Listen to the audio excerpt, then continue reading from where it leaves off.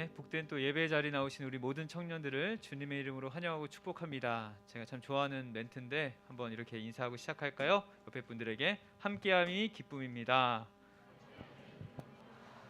네, 이제 점점 코로나가 이제 풀리면서 이제 우리가 편안하게 함께 예배할 수 있게 됐는데 귀한 자리에 이렇게 적극적으로 나온 우리 모든 청년들 너무나도 감사하고 또 축복합니다. 더욱더 회복하는 마음으로 또 예배하는 자리에 귀하게 또 힘써주시는 우리 모두가 되기를 축복합니다. 공식적으로 아마 처음 이야기하는 것 같은데 우리 남서울교회는 한 가지 꼭 우리가 청년회 때 해야 될 일이 있는데 그것은 이제 대예배에 우리가 함께 참여하는 것입니다. 그래서 1부부터 4부까지 있는 예배에 우리 담임 목사님의 말씀을 좀 같이 또 나누면서 우리가 양육받는 것이 우리 청년회 때 좀 참 중요한 또 한 시기다라고 생각하니까요. 대예배 꼭 참여하여서 또 이 청년 예배까지 이어지는 우리 예배에 힘쓰는 우리 청년부 되시기를 간절히 축복합니다. 오늘 함께 나눌 하나님의 말씀은 사사기 10장 1절에서 5절까지 말씀이에요. 사사기 10장 1절에서 5절까지 말씀. 제가 한 절, 우리 청년들이 한 절씩 교독하시고 마지막 절을 함께 읽도록 하겠습니다. 사사기 10장 1절에서 5절까지 말씀 제가 먼저 읽을게요. 아비멜렉의 뒤를 이어서 이사갈 사람 도도의 손자 부하의 아들 돌랴가 일어나서 이스라엘을 구원하니라. 그가 에브라임 산지 3일에 거주하면서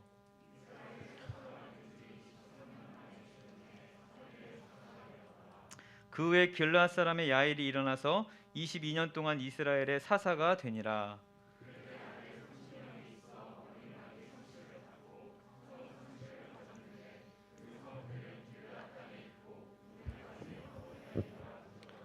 같이 있습니다. 야일이 죽음에 가문에 장사되었더라. 아멘. 우리가 성경을 이제 읽고 또 듣다 보면은 참 인간의 지혜로 이해할 수 없는 그런 성경 말씀을 우리가 접하게 됩니다. 분명히 우리가 하나님의 말씀을 또 믿는 사람, 그렇게 이 성경이 하나님의 말씀이라는 것을 알면서도 여기에 담겨진 메시지를 보면서 도대체 이곳에서 우리를 향한 하나님의 말씀이 무엇인가 깨닫기가 참 어려운 그런 본문들을 우리가 접할 때가 참 많이 있죠. 오늘 우리가 읽은 이 본문도 한몫을 하는 아주 참 어려운 말씀이라고 생각이 됩니다. 우리가 지금까지 사사기를 쭉 살펴보고 있는데 대부분의 사사들이 그들의 업적이나 어떤 행동하는 그런 모습들이 잘 나와 있기 때문에 그 이야기를 통해서 사사가 어떤 인물인지 또 어떤 역할들을 했는지 또 하나님이 어떻게 일하셨는지 우리가 쉽게 알 수 있는데 오늘 본문에는 그런 메시지를 찾아볼 수가 없기 때문에 우리가 참 난감하게 되는 것이죠. 심지어 그 소사사의 첫 번째 나오는 삼가를 통해서도 그가 소모는 막대기로 블레셋 600명을 물리치는 사건을 통해서 그가 그렇게 하나님에게 쓰임 받았다라는 것을 우리가 깨달을 수 있는데 오늘 본문에 등장하는 이 돌랴와 야일은 도대체 어떤 일을 했는지 우리가 도무지 파악하기가 참 어렵습니다. 이 본문을 통해서 하나님이 우리에게 주시는 말씀이 도대체 무엇인가? 오늘 함께 이 말씀을 살펴보면서 어려운 이때에 우리에게 주시는 그 하나님의 음성을 함께 발견하고 깨닫는 은혜가 있기를 축복해 봅니다. 우리 먼저 사사 이름 매주 하는데 한번 외워볼까요? 시작. 돌까지만 하면 됩니다. 돌야까지 해야 되네. 오늘 오세 삼드 기까지 했죠. 그리고 오늘 돌야와 야일, 돌야 이렇게 우리가 함께 나눌 텐데 이 사사 돌야의 이름의 뜻이요 곤충과 벌레라는 뜻입니다. 그러니까 조금 아주 이렇게 좀 비꼬아서 뉘앙스를 내비쳐 보면은 이 벌레 같은 사사다 이렇게 우리가 생각해 볼 수가 있는데 이름만 보아도 이 사사가 다른 사람들에게 굉장히 칭송을 받고 또 유명했던 사사가 아니었음을 우리가 깨닫게 됩니다. 그럼에도 오늘 본문에 보니 돌랴가 이 아비멜렉 이후에 이스라엘을 다스리는 사사로서 약 23년간을 다스렸다 이렇게 기록하고 있습니다. 먼저 읽은 이 본문 1절에 보니까 이 아비멜렉의 뒤를 이어서 이스라엘을 구원하였다 이렇게 기록하고 있는데 굳이 이 아비멜렉의 뒤를 이었다라고 이렇게 기록하고 있는 것은 그들이 여전히 구원받아야 마땅할 백성들이라는 것을 그들에게 구원이 반드시 필요했음을 보여주는 장면입니다. 이스라엘 백성들이 이제 기드온의 시대 속에서 아주 평화로운 시대를 살고 있지 않았습니까? 그런 가운데 그들은 이제 더 이상 우리에게 어려움이 없을 거다라고 생각했지만 여전히 그들에게는 많은 죄악이 가득했고, 그 자칭 왕으로 불려있던 아비멜렉을 통해서 그들 역시도 다 죄악 속에 빠져 있음을 깨달아야 했습니다. 하나님은 바로 그때 하나님의 사사 이 돌야를 일으키셔서 그들을 구원하시는데, 1절에 보니 구원하신다라는 동사가 기록되어 있는데 어떻게 그들을 구원하셨는지에 대해서 나타나 있지 않습니다. 외적에 어떤 위협을 느꼈는지, 어떤 구원의 역사를 했는지 우리가 알 수가 없습니다. 본문을 통해서 알 수 있는 정보는 단지 이 돌야가 이사갈 지파의 사람이었다, 그리고 그 아버지가 부하였다라는 것만 우리가 알 수가 있는데, 사실 바로 여기서 그가 어떤 역할을 했는지 우리가 유추해 볼 수가 있습니다. 1절 후반절에 보니까 이사갈 사람 도도의 손자 부의 아들이 일어나서 이스라엘을 구원했는데 그가 에브라임 산지에 이렇게 3일에 거주하였다, 이렇게 기록하고 있지 않습니까? 그러니까 그는 이사갈 지파 사람이었는데 에브라임 지역에서 살고 있었던 것입니다. 돌야가 그의 편안한 고향과 같은 그런 지역에서 살지 않고 조금 떨어진 에브라임 지파에 가서 사사의 역할을 했다는 것이죠. 우리가 조금만 이제 상상력을 좀 동원해 보면 충분히 그가 어떤 일을 했는지 유추해 볼 수가 있는데, 이 돌야가 사사가 된 때가 어느 때였습니까? 바로 아비멜렉 뒤를 이어서, 그러니까 이 에브라임 지파가 머무는 그 세겜 지역에 이 아비멜렉이 형제 70명을 죽이고, 그리고 그것도 모자라서 자기 고향에 있는 세겜 사람과 전쟁을 벌여서 이스라엘 민족들이 아주 많은 숫자가 이제 죽게 되는 그런 시대 속에서 이 돌야가 일어나게 된 것입니다. 요즘 러시아와 우크라이나 전쟁으로 인해서 참 많은 어려움이 그 땅 가운데 있죠. 우크라이나 백성들에게 있어서 참 많은 아픔이 이제 존재하게 되는데, 전쟁이 장기화되면서 더 힘든 상황이 그들에게 가득합니다. 우리가 더 기도해야 될 그런 때인데, 세상에 존재하는 이 전쟁들은 우리에게 참 많은 아픔들을 주게 되는데, 그러한 전쟁 중에서 가장 마음이 아픈 것은 바로 동족 간의 전쟁이라고 할 수가 있어요. 우리도 그런 분단의 아픔을 겪고 있지 않습니까? 6.25 전쟁 끝난 지 이제 수십 년이 지났는데도 서로를 용서하지 못하고 여전히 대립하고 있는 그런 가슴 아픈 일들을 우리가 경험하게 됩니다. 이 당시 이스라엘 역시 자칭왕 이 아비멜렉 때문에 동족 간의 전쟁이 일어났습니다.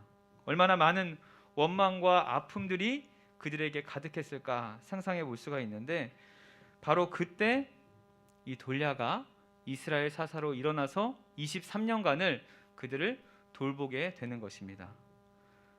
돌야는 비록 이 어떤 외세의 그런 강력한 침입이 있지 않더라도, 그들을 이겨내고 그들을 물리치는 그런 멋진 모습이 없더라도 분열되고 상처받은 그런 이스라엘 백성들의 아픔들을 치유하기 시작했고, 그들 간의 화목을 이루면서 함께 협력하는 그런 모습들을 23년간 꼭 끝까지 유지하면서 지냈던 사사인 것입니다.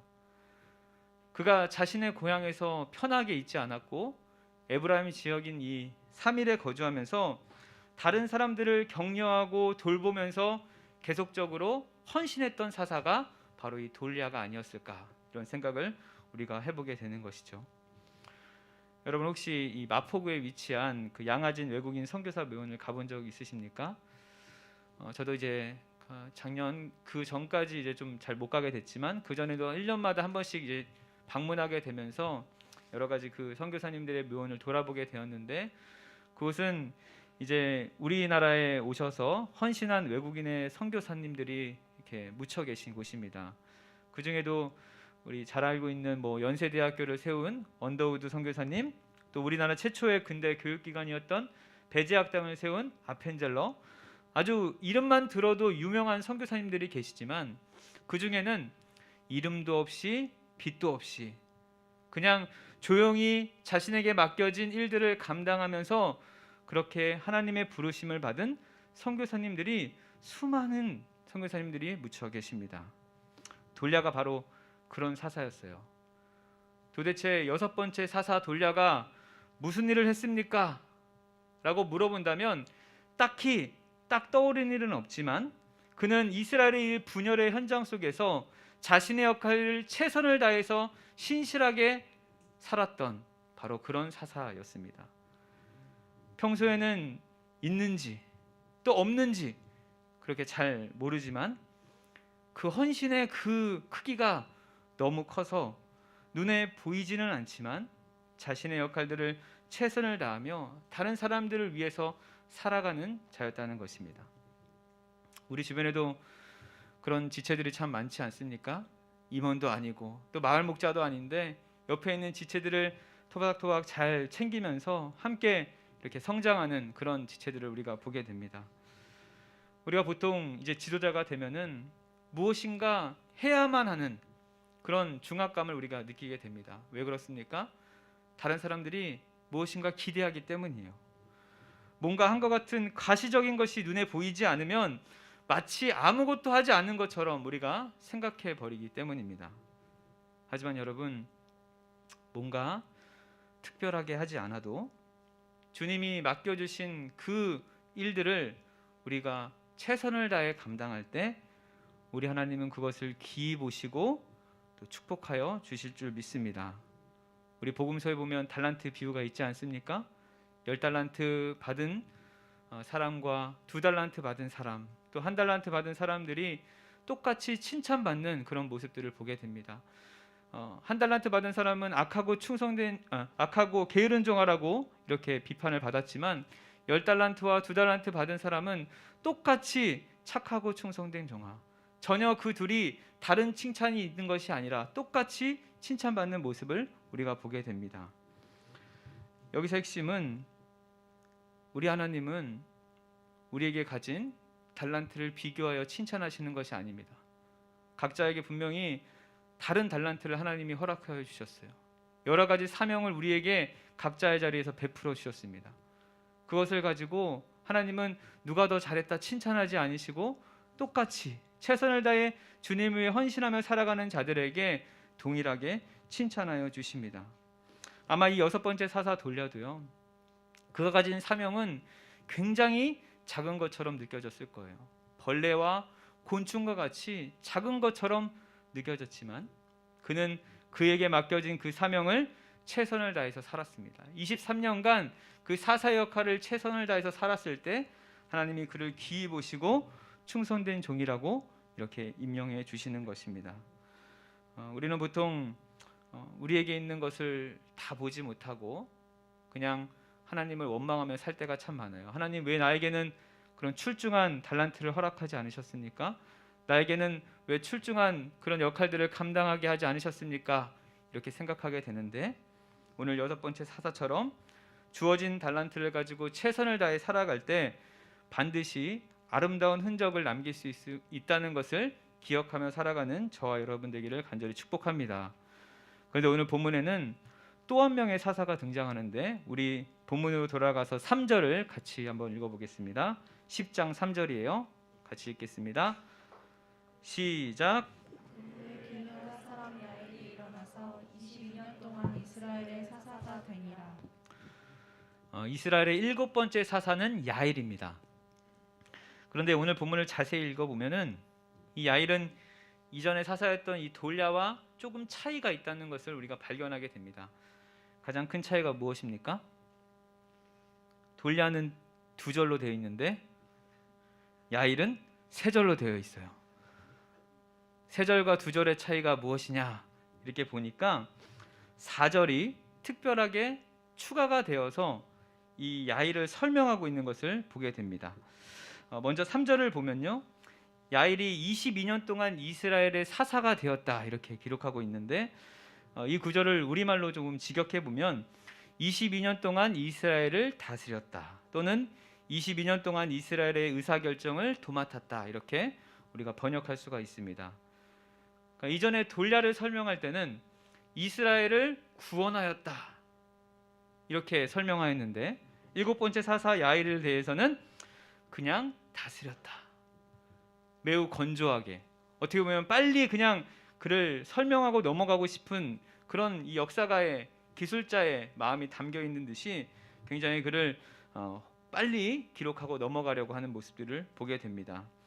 어떻게 보면 별다를 거 없고 평범해 보이는 이 구절이지만 이 작은 차이가 이 사사기를 기록한 역사가의 의도를 정확하게 드러내는 것처럼 보입니다.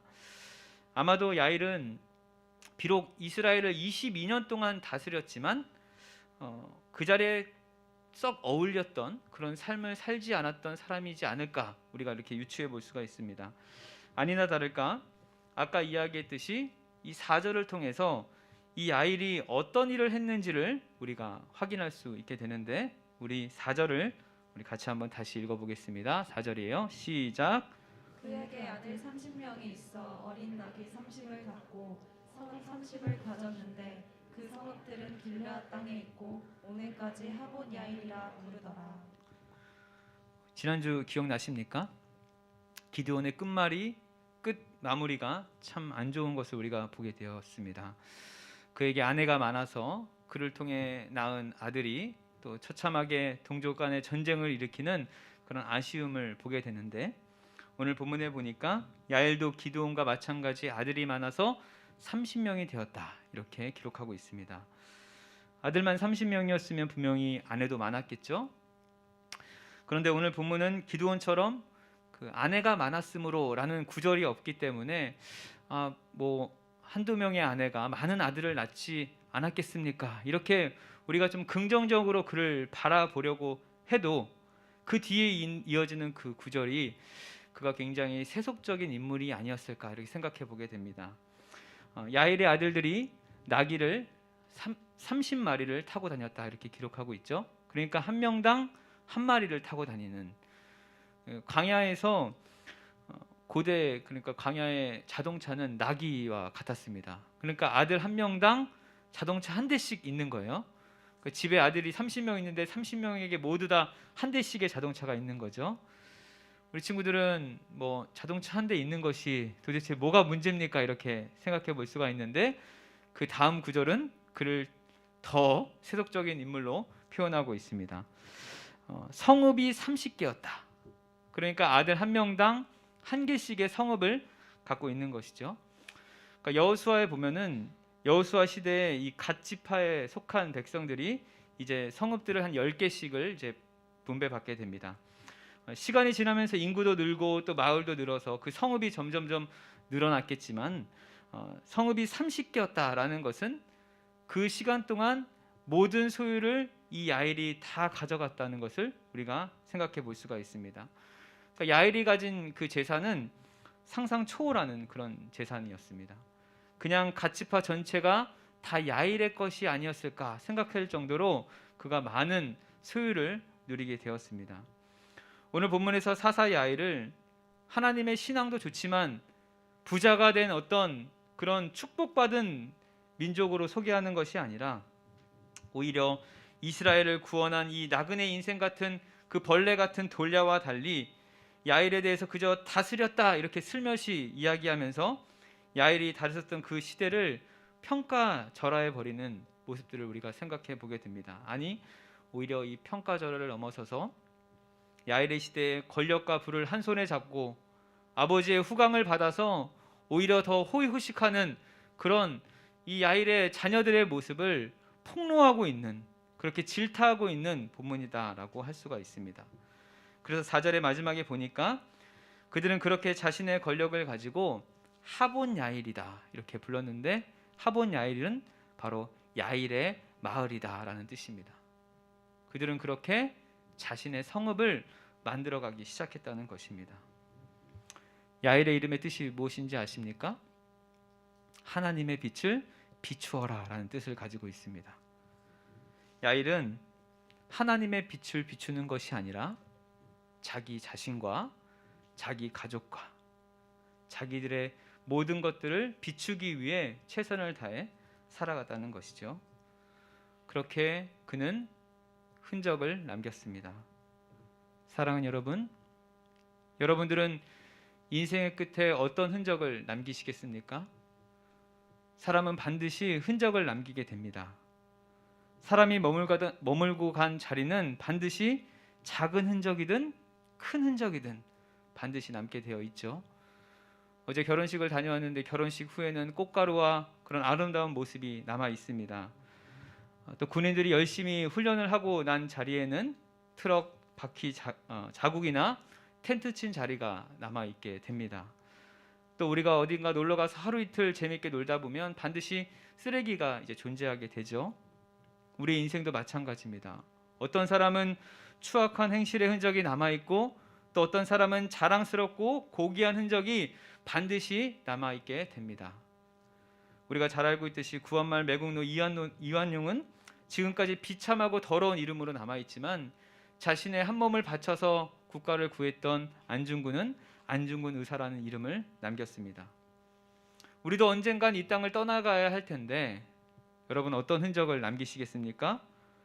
돌라와 야일 둘 다 똑같이 하나님의 사사로 살았지만 그 둘이 남긴 흔적은 달랐습니다. 여러분 우리도 하나님이 이 땅에 그리스도인으로 불러주셨습니다. 우리 모두 다 그렇게 하나님께 예배하는 존재로 이곳에 있습니다. 그렇다면 우리도 마땅히 구원받은 백성다운 흔적을 남기며 살아야 할 줄 믿습니다. 우리가 잘 아는 사도 바울도 이 땅을 살아가는데 아무 부족함이 없는 자였어요. 누구보다 많은 것을 가진 자였습니다. 그런데 그가 예수님을 믿고 난 다음에 그 모든 것을 다 분토와 같이 여기며 오직 주님을 위해 살아갔습니다. 예수님을 믿고 나니까 그 모든 자랑거리가 다 헛것이 되고 다 헛것이 되어서 그의 삶에 예수님밖에 자랑할 것이 없는 그런 사람이 되었던 것이죠. 그래서 고린도서 2장 2절에 이렇게 고백합니다. 제가 읽어드리겠습니다. 내가 너희 중에서 예수 그리스도와 그가 십자가에 못 박히신 것 외에는 아무것도 알지 아니하기로 작정하였음이라. 아멘. 사도 바울은 예수님을 알고 나자 그 은혜가 너무도 감사하고 커서 내 삶의 유일한 자랑거리는 오직 예수님밖에 없습니다. 그 십자가 복음밖에 없습니다. 이렇게 믿고 살았습니다. 저는 이 사도 바울의 고백이 우리의 고백이 되길 바랍니다. 사도 바울처럼 예수님만 자랑하고 십자가만 증거하는 저와 여러분 되시기를 주님의 이름으로 축복합니다. 그렇게 사도 바울은요, 예수님만 증거하는 삶을 살기 위해서 한 가지 노력한 것이 있어요. 우리 갈라디아서 6장 17절을 한번 찾아서 같이 읽어보겠습니다. 갈라디아서 6장 17절이에요.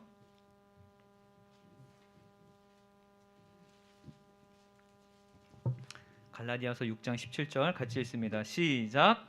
이후로는 누구든지 나를 괴롭게 하지 말라. 내가 내 몸에 예수의 흔적을 지니고 있노라. 아멘. 여러분, 여러분의 삶 속에 또 여러분의 몸에 예수의 흔적을 가지고 있습니까? 흔적이라는 것은 헬라어로 스티그마라고 하는데 스티그마라는 것은 낙인 찍히다라는 뜻을 가지고 있습니다. 이 당시 노예 제도가 있었는데 이 종들이 이제 자신의 삶이 너무 힘들어서 도망가려는 많은 노예들이 존재했겠죠. 그래서 그들에게 이제 낙인을 찍어서 누구의 종이다라는 그런 도장을 찍었습니다. 뿐만 아니라 로마 시대 황제에게 충성하는 그런 장군들도 나는 왕에게 절대 충성합니다라는 낙인을 이제 찍었던 것이죠. 그래서 낙인을 한번 찍으면 그 낙인이 절대로 지워지지가 않습니다. 사도 바울이 오늘 우리가 읽은 말씀에서 내가 낙인을 찍었다, 예수의 흔적을 지니고 있다라는 진짜 의미는 내 일생 끝나도록 지울 수 없는 예수님의 사랑의 흔적이 남아있다. 이 사랑의 흔적을 내가 끝까지 전하며 살아가겠다, 이렇게 다짐하는 것입니다. 사도 바울은 그렇게 그의 삶의 끝까지 예수의 흔적을 다른 사람들에게 보여주며 살았던 인물입니다. 여러분은 어떻습니까? 여러분의 삶 속에 그 예수님의 사랑의 흔적이 남아 있습니까? 우리는 너무도 우리만 위해서 살아갈 때가 참 많습니다. 내가 가진 것, 나를 지키기 위해서, 또 나만의 성읍을 만들기 위해서 너무도 힘써왔고, 예수님의 사랑이나 예수님의 흔적보다 나의 흔적을 남기기 위해서 애썼던 것을 우리가 돌아보게 됩니다. 마치 오늘 본문에서 나오는 그 자신의 성읍만을 키웠던 그 야일의 모습이 바로 나의 모습은 아니었을까, 이렇게 돌아보게 됩니다. 사랑 여러분, 우리 주님이 우리를 위해서 사셨습니다. 우리를 위해서 아낌없이 자신의 모든 것을 우리에게 드리셨어요. 그리고 우리가 이 땅에 그렇게 하나님의 사랑을 풍성히 누리며 살아가는 그리스도인으로 살아가기를 원하십니다.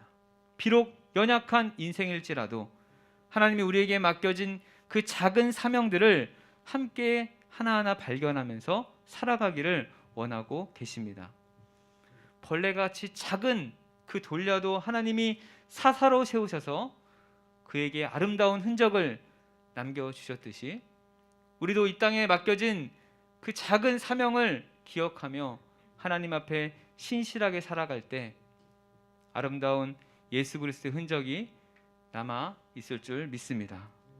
오늘 함께 찬양하며 기도할 때 하나님, 이제 내 삶, 나의 삶에 오직 예수님의 그 사랑의 흔적만이 남기를 원합니다. 내가 내 자랑을 하지 아니하고 오직 예수님만 높이고 예수님만 자랑하고 예수님만 닮아가고 그렇게 우리 주위에 있는 어려운 지체들을 함께 돌아보며 그렇게 주님의 사랑으로 살아가는 우리 모두가 되기를 원합니다. 이렇게 다짐하면서 우리 삶 속에 오직 예수님의 흔적만 남기며 살아가는 저와 여러분 되시기를 우리 구주 예수 그리스도 이름으로 축원드립니다.